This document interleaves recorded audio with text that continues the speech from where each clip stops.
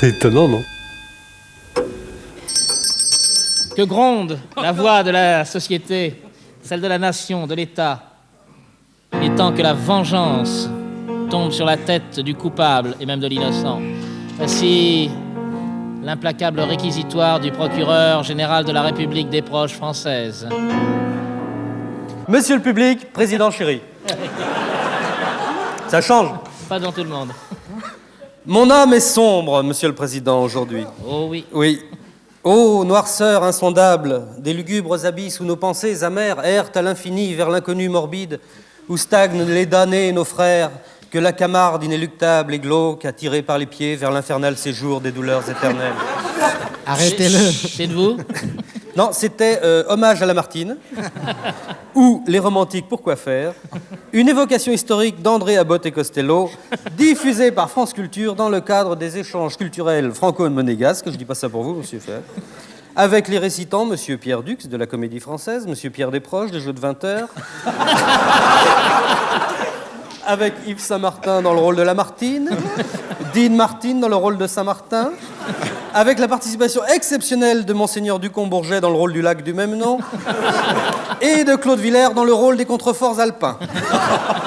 Les robes d'Alphonse de Lamartine sont de Pierre Cardin, et monsieur Yves Saint-Martin est coiffé au poteau par Cagneuse de mes genoux qui revient très fort dans la dernière ligne droite. Première, une de merde, deuxième, Roquépine, troisième, Cagneuse de mes genoux, un tiercé qui devrait rapporter gros à quelques-uns, tandis que 99% des autres l'auront dans le cul comme chaque dimanche.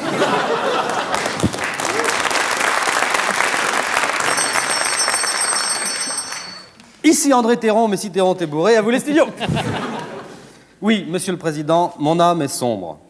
C'est ce que je disais quand j'ai été interrompu par moi-même une fois de plus. Je me prie de m'excuser.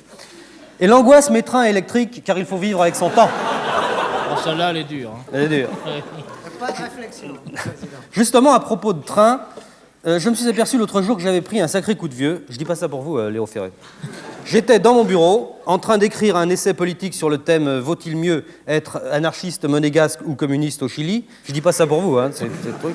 Quand ma plus jeune fille, qui va sur ses 3 ans et demi, sans cesser de pisser dans sa culotte, la garce, entre dans mon bureau et me dit « Papa, fais-moi le train ». Oui, elle me tutoie depuis quelque temps, ça doit correspondre au relâchement des mœurs consécutives à la candidature de Coluche. Alors elle me dit « Papa, fais-moi le train ». Non, non, non, j'ai pas le temps, j'ai du boulot, insiste pas. S'il te plaît, mon papa. Bon, d'accord. Alors, je me lève et je me mets à faire le tour de la pièce, entre-temps, tout en faisant tchou, tchou, tchou, tchou, tchou, tchou, tchou, tchou.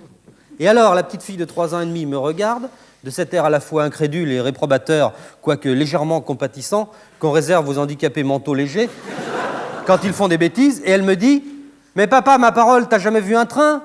Un train, ça fait pas tchou, tchou, tchou, tchou, ça fait vroom. » Et voilà. Et voilà, il faut vous y faire, mes frères, vous tous qui avez plus de 30 ans, la machine à vapeur, Verdun, les Beatles et les Wimpy, c'est la préhistoire. Nous n'irons plus au bois, les petits trains sont cassés, les vieilles locaux de papa finissent de rouiller sans bruit, couchés les unes sur les autres au creux des carrières interdites, comme les vieux mâles usés des cimetières des éléphants. Ah, quand même. Et maintenant, cette enflure de Goldorak prend le train corail aseptisé avec composteur obligatoire et sandwich à la merde. Ah, t'as raison, Simone, les chemins de fer, c'est comme la nostalgie, c'est plus comme avant.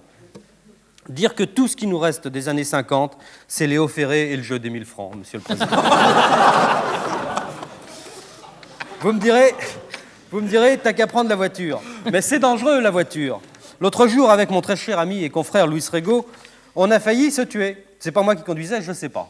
J'avoue, je sais pas, on m'a forcé à passer mon permis quand j'étais troufion, grâce à quoi j'ai pu tuer autant d'OAS que de Félaga pendant la guerre d'Algérie. Mais depuis, je ne conduis plus, car je suis atteint de dyslexie autoroutière paraschizophrénique, c'est-à-dire que je suis encore plus con en voiture qu'à pied. Ce qui n'est pas peu dire. Non, c'est pas peu dire. Oh là là. Tout le monde ici est un peu taré. Je ne dis pas ça pour vous, Léo Fellé.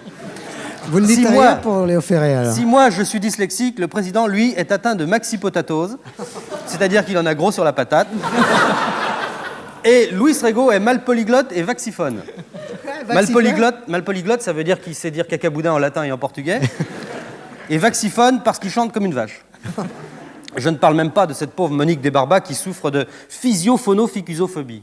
C'est une maladie rare, c'est-à-dire que quand elle chante, elle fait des grimaces tellement horribles que ça fait faner les plantes vertes. Je dis pas ça pour vous, Léo Ferré.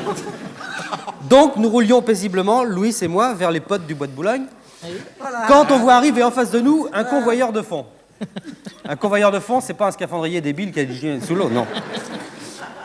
Et cet abruti de convoyeur de fond, il était bourré de pognon, mais il restait engagé à gauche. Je dis pas ça pour vous.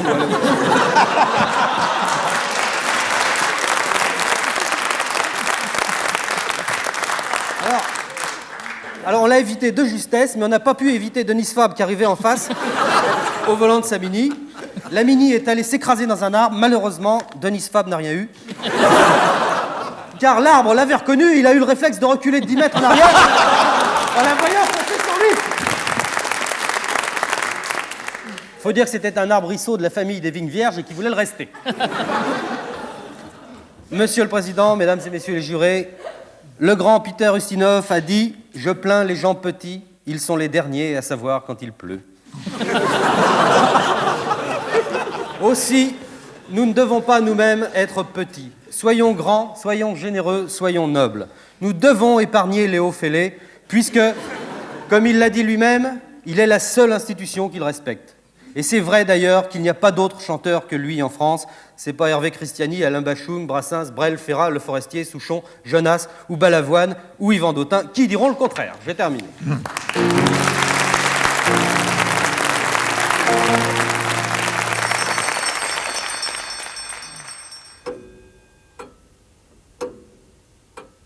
C'est étonnant, non?